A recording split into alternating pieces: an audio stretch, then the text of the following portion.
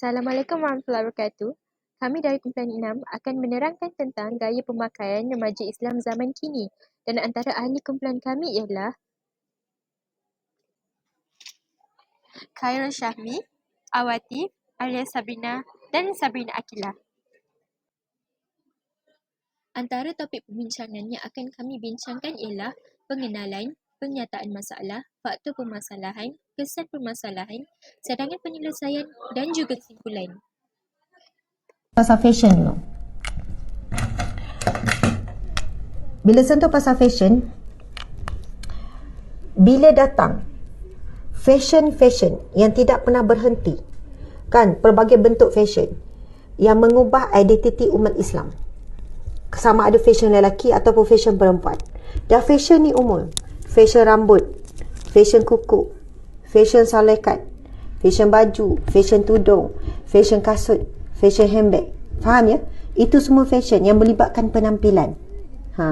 Subhanallah, kalau perasan, kan, fashion ni sentiasa bergerak. Siapa peneraju kepada perubahan-perubahan fashion? Kalaupun kita kata fashion ni, kalau contoh fashion tudung, sebenarnya tudung ni orang Islam. Jadi yang membuat fashion macam ni pun orang Islam. Bagaimana pereka-pereka fashion Islam yang boleh fikir fashion-fashion tudung yang pelik-pelik sampai tak mengikut syariat. Dan kena ingat, Islam adalah satu agama yang meraihkan fitrah manusia. Okey, anak-anak kena ingat, Islam adalah agama fitrah. Sebab itu Nabi SAW bersabda, kullu mauludin yuladu alal fitrah.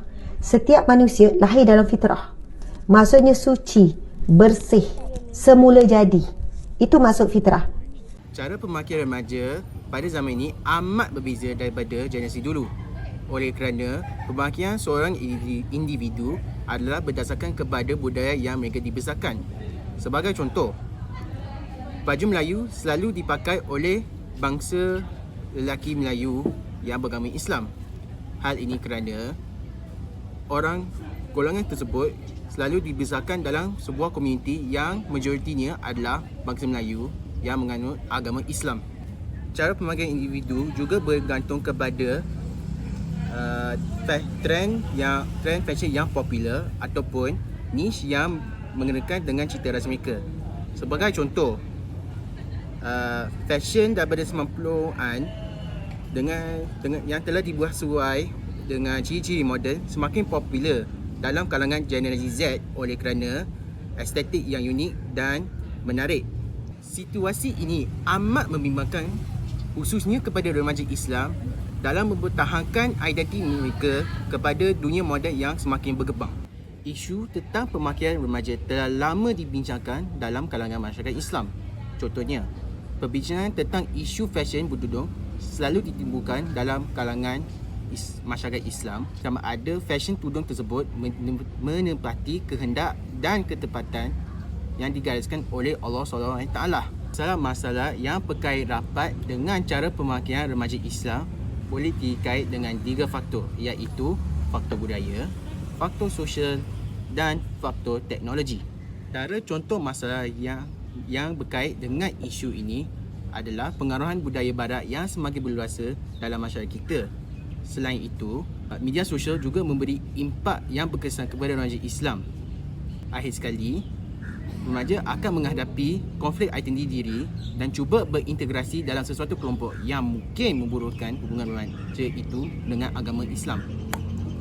Oleh itu, kita mestilah membincangkan isu ini dengan lebih mendalam agar maruah seseorang remaja terhadap agamanya terlindung.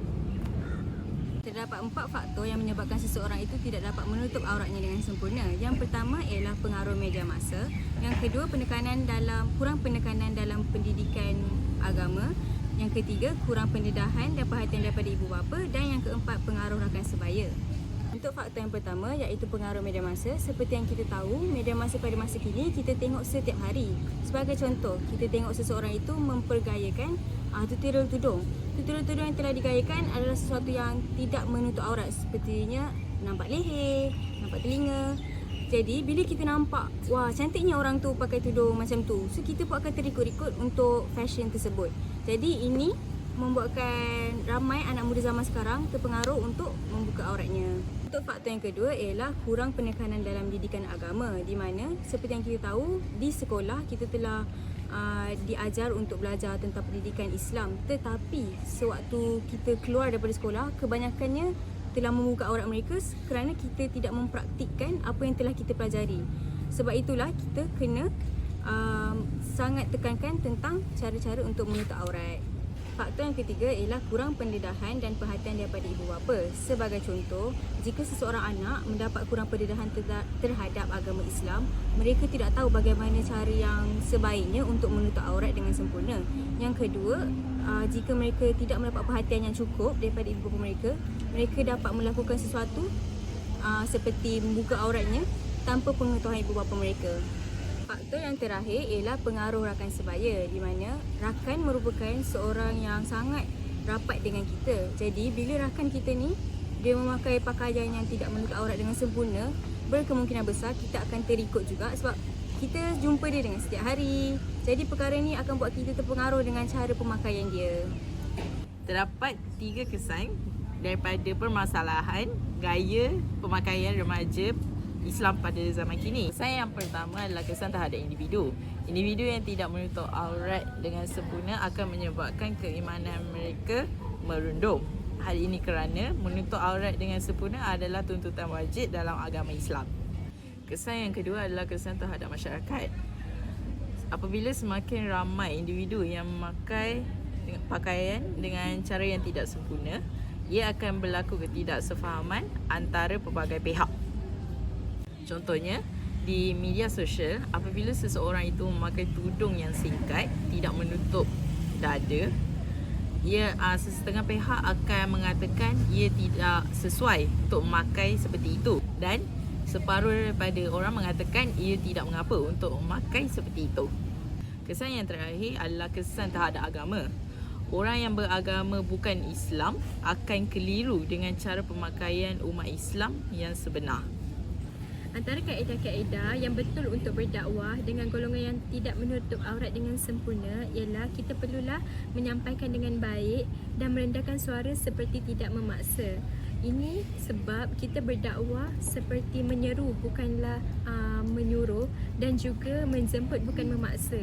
Oleh itu, sebagai umat Islam yang bersopan santun, kita mestilah berdakwah dengan cara yang bersesuaian dengan Islam. Selain itu, cara yang bersesuaian dengan Islam juga, kita perlulah berdakwah kepada mereka dengan menjadi contoh yang baik dan mulia kepada mereka.